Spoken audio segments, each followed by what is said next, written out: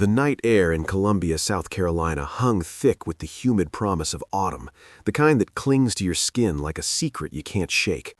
It was September 24th, 1992, just past 1:30 a.m., and the Five Points district pulsed with life. Neon lights flickered from bar signs, casting erratic shadows on the cracked sidewalks lined with college kids spilling out into the street, laughter mixing with the thump of bass from open doors. Jungle Jim's, the hotspot of the night, buzzed with energy, a sprawling bar known for its wild parties, cheap drinks, and the sort of carefree abandon that defined a Thursday night for University of South Carolina students. Amid the crowd, weaving through clusters of friends nursing beers and shouting over the music, was 23-year-old Dail Rey Dinwiddie.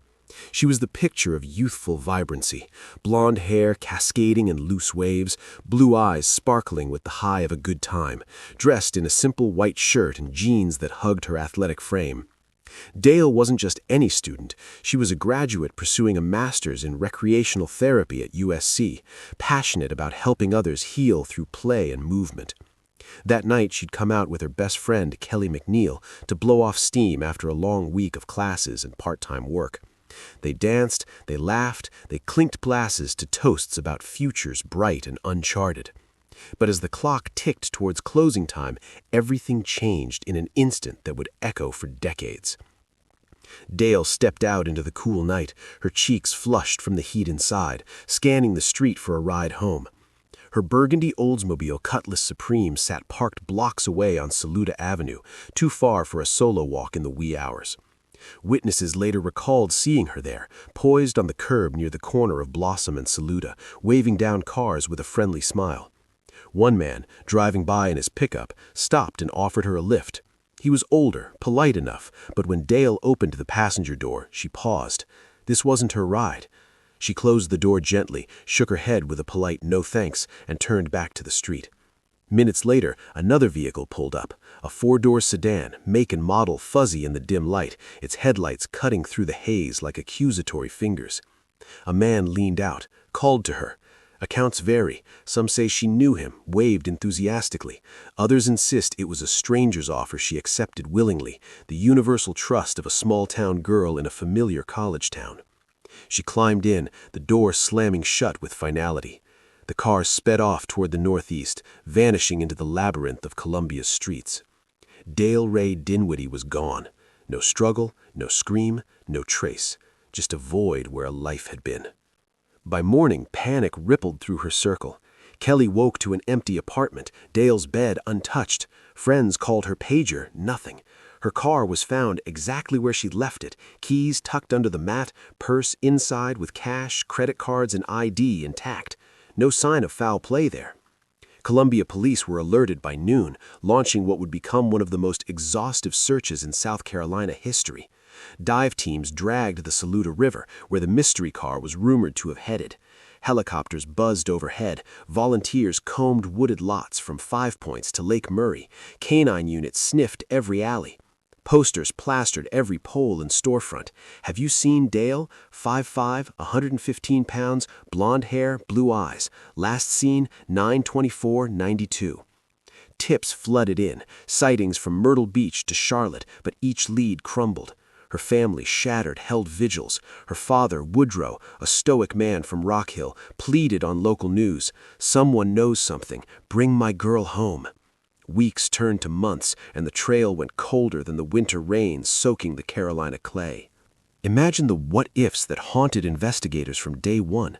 Dail, outgoing and trusting, had a habit of hitchhiking short distances, a relic of her unchaperoned youth in nearby Rock Hill, where she'd wait tables and dream big. Did she recognize the driver? Friends whispered of a jilted ex, a shadowy figure from her past, but alibis held. Or was it random? Columbia in '92 wasn't serial killer central, but the Bible Belt hid dark corners, transients, barflies, predators lurking in the post-last call chaos. The witness in the pickup truck, Harry Ray Slick Goodson, became a fixation. He'd circled back, told police he'd offered her a ride, seen her get into that sedan. His story shifted under grilling. First it was a Chevy, then a Ford, earning him polygraphs and suspicion. Theories bloomed like kudzu. Abducted for ransom, but no demands. Human trafficking, rare then, unproven. even a voluntary disappearance to escape grad school stress. Yet her bank account slumbered untouched, her dog Star unclaimed at the kennel. No suicide note, no lover's flight. By 1993, the case ossified into cold case status, file boxed away in the Richland County Sheriff's Office, dust gathering like unanswered prayers. Flash forward 30 decades, and Dail's ghost still walks Columbia's streets. In 2022, the 30 mark, renewed pushes lit social media ablaze. Podcasts dissected every angle, Reddit threads spawned amateur sleuths. The FBI profiled it a stranger abduction, citing her willing entry. Advanced forensics, DNA from her cigarette butts at jungle gyms, sat untested until crowdfunding in 2024 spurred analysis. No matches yet. Serial offender theories point to the 5 Points Phantom, a moniker for unsolved bar pickups from the era, but links fray thin. A 2018 tip named a deceased handyman with a rape history, his van matching vague descriptions. Exhumed, tested, exonerated. Dail's mother, Faye, now frail but fierce, renews pleas annually on WLTX News 19. It's not too late. Someone's conscience will speak. Volunteers keep a website alive, www.bringdailhome.com, aggregating tips. Over 10,000 leads vetted, 0 arrests. The sedan's ghost taunts, northeast on Saluda, toward river bends where bodies sometimes surface. Divers returned empty-handed, but echoes persist. To grasp the heartbreak, step into Dail's world. Born January 8, 1969 in Rock Hill, she was the golden child, cheerleader, athlete, valedictorian at Rock Hill High, USC undergrad in parks, recreation, tourism management. Grad school beckoned with dreams of therapeutic programs for the disabled. Friends called her Ray of Sunshine, her laugh infectious, her hugs lingering. She waitressed at TGI Fridays, saved for a house, planned a life. Boyfriends came and went, no drama, no stalkers. That night at Jungle Gyms, she downed rum and cokes, danced to top 40 hits like Sir Mix-a-Lot's Baby Got Back, felt invincible. Stepping out, she texted no one. Pagers weren't for goodbyes. The car? Description splinter, greenish, 2 men inside. One witness swore it was a yellow Mustang, another a black Lincoln. Police sketches circulated, faded now to sepia memories. Investigative missteps compounded the agony. Initial response lagged. Missing persons weren't Amber Alerts yet. No CCTV at Jungle Gyms, no bar tabs subpoenaed fast enough. Goodson, the pickup witness, lawyered up, fueling he did it whispers. Theories proliferated, drugging at the bar, toxicology impossible with body, cult snatch, baseless, even alien abduction in fringe corners. Rational probes fingered rideshare culture onto la lettre.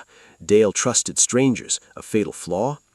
Parallels to cases like Jennifer Kessie or Maura Murray tantalize. Young women, wrong rides, eternal voids.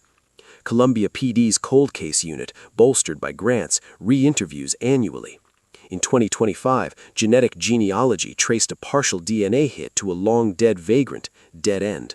Hope flickers in NamUs database uplinks, where Dail's profile MP7789 begs for matches. Community scars run deep. 5 Points, once party central, bears plaques and murals. Annual walks draw hundreds, candles flickering at Jungle Gym's site, now a parking lot. Faye Dinwiddie, widowed, tends Dail's room frozen in time, pom-poms, textbooks, a half-eaten bag of Twizzlers. Woodrow passed in 2010, whispering her name to the end. Debbie fronts the family now, fielding hoax calls. She's alive in Florida, buried under I-77. Each crushes anew. Media revivals, Dateline episode in '98, Oxygen Special 2019, Spike tips, but silence follows. WLTX's Todd Lewis, who covered it fresh, still chases leads. That car holds the truth. Peel back layers and motives swirl. Voluntary vanishing? Implausible. Dail craved stability, not escape. Murder for hire? No enemies. Sexual assault gone wrong? Fits. Bar prey. Opportunistic grab. Stats from '92. 1 in 4 women faced attempted assault. Strangers accounted for 30%. The driver per composites, mid-30s, mustache, glasses, everyman camouflage. Did he stalk her inside? Cameras absent, but busboys recall a loner nursing Bud Lights. Post-abduction, did he stash her in a crawl space, waited in the congaree? Ground-penetrating radar scanned lots in 2005, nada. Theories evolve with tech, cell tower pings, none then, facial rec on archived footage.